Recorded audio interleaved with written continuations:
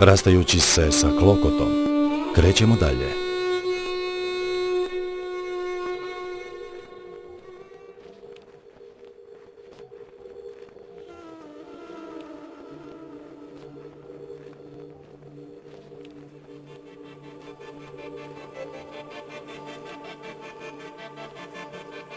Asfaltni put nas vodi pored Une, koja vijuga kroz duboki kanjon i preskače preko mnoštva sedri,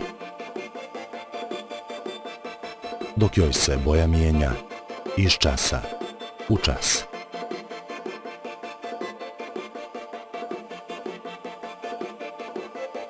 Una je kroz milenijumsku borbu vode i kamena još jednom pobjedila i urezala se u duboki kanjon, a strme litice kao da stražare nad svojom kraljicom.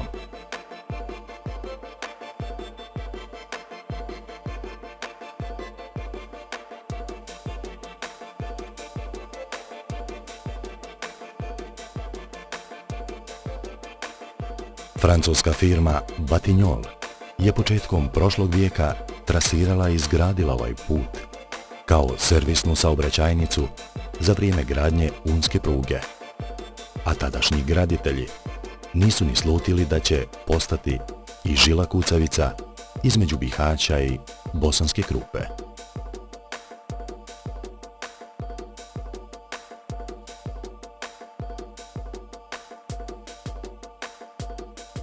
Starim neimarima dugujemo zahvalnost što su nehotice učinili pristupačnim djevičansku ljepotu Une, u kojoj uživamo dok se vozimo prema našem cilju, Bosanskoj Krupi.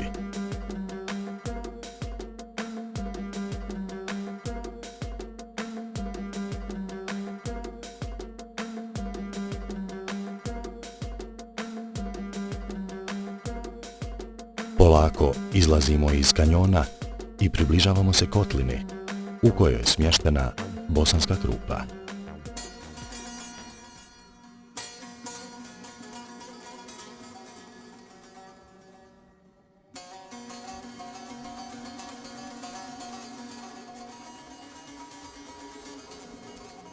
Stari je to grad, iznikao na ruševinama srednjovjekovnog Psata, o čemu svjedoče i ostaci današnje tvrđave, koja se uzdiže iznad Une i njenih brojnih ada.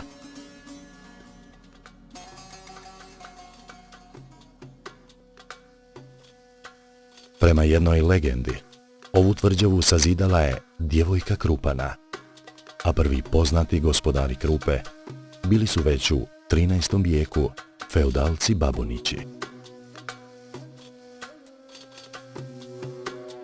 Krupa je bila kraljevski grad kojim su upravljali kaštelani sve do 1565. godine, kada je u ljutom boju osvoji i zauze Kara Mustafa Paša Sokolović, a posljednji krupski kapetan, vojvoda Petar Bakić, utopi se na ušću Krušnice Unu, dok se vodila presudna bitka za grad.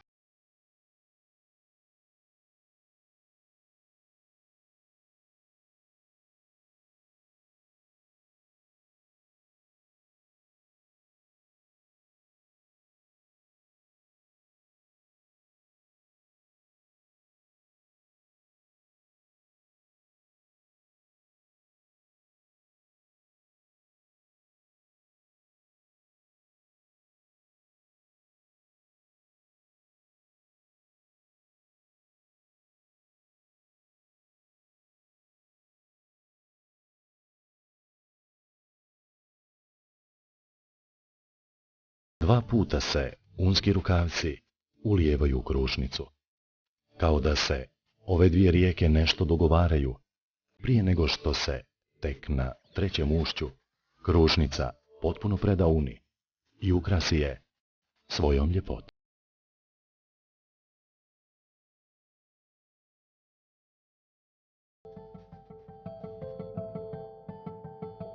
Nije poznato zbog čega je nazvaše Krušnica, ali postoji legenda koja kaže da se ova rijeka nekada zvala Krupnica i da je Krupa upravo dobila ime po Krupnici, a ne po djevojci Krupani, kako to kaže legenda, na početku naše priče.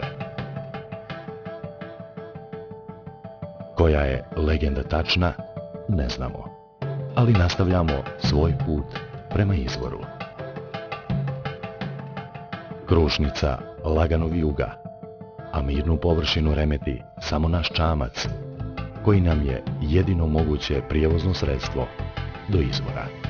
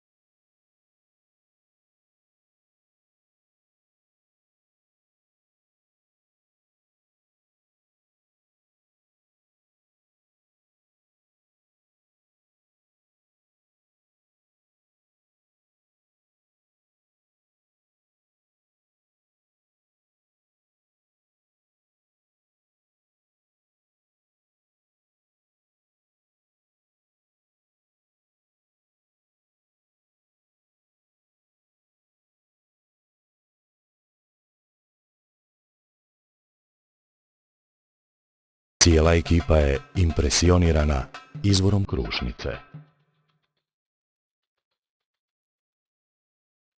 Otkud ovako velika količina vode? Koji su njeni podzemni putevi? Jedna su od brojnih pitanja.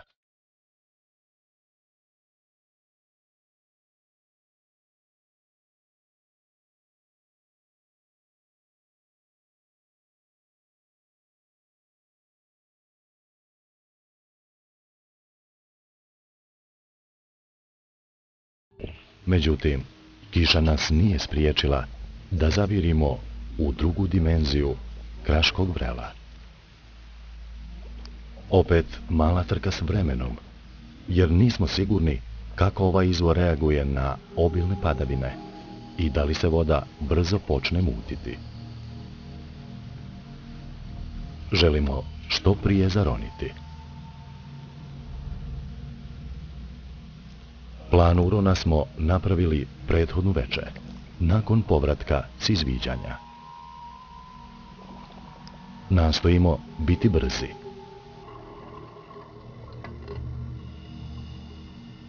Pećina iz koje Krušnica izvire je vrlo široka, a na samom ulazu uočavamo zaubljene kamene gromade i potpuno neobične oblike koji govore o snazi vode. Život je kratak i teško je shvatiti da se za jedan ljudski vijek vjerovatno ništa ne promijeni u podvodnom reljefu. Koliko je vremena trebalo da voda iskleše baš ovakve oblike? Možda 1000 godina. Ronimo, a kao da putujemo kroz vrijeme.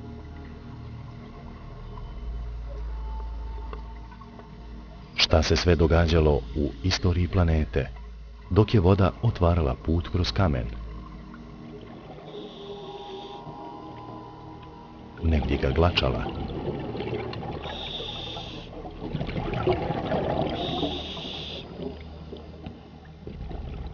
A negdje činila oštrim.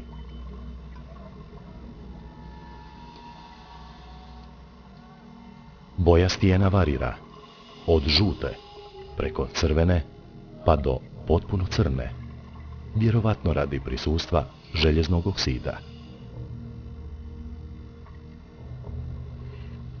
Upuštamo se dalje u avanturu i uranjamo kroz široki tunel.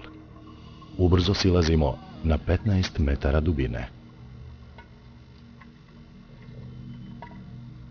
Lagano napredujemo, bez prepreka i stresnih situacija. Nakon pređenih 70 metara, tunel počinje polako da se podiže u vidu sifona, a instrumenti pokazuju da se dubinomjer približava nuli. Najedanput se nalazimo na površini. Potpuni mrak i tišina. Shvatamo da se nalazimo duboko u stijeni, u podzemnom jezeru koje se nalazi skriveno od pogleda u vječitoj tami. Pokušavamo našim lampama osvijetliti jezero i utvrditi o čemu se radi.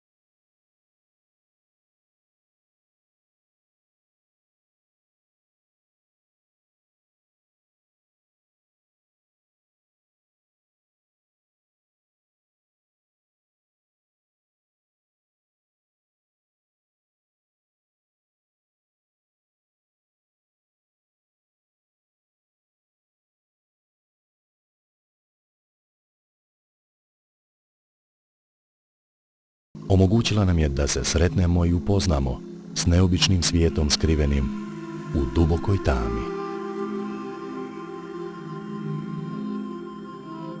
Kiša, koja neprekidno pada, nije nam uspjela pokvariti doživljaj.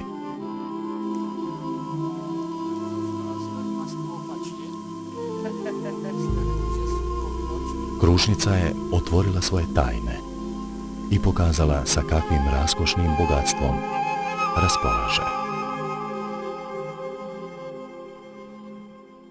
Naša istraživanja smo možda započeli kao radoznali avanturisti, ali nove, fascinantne spoznaje o našem okruženju nisu nas ostavile ravnodušnim.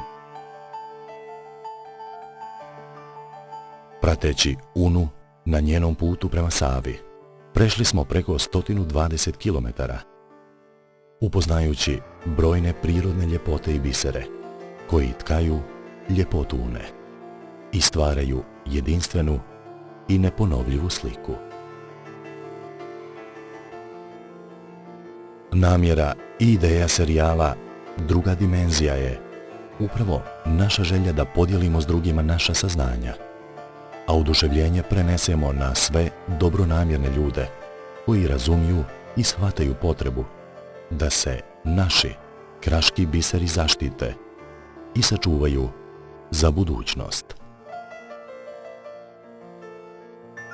Sada, kada znamo od čega je ova rijeka satkana, lakše razumijemo njenu raskušnu ljepotu i vječitu inspiraciju.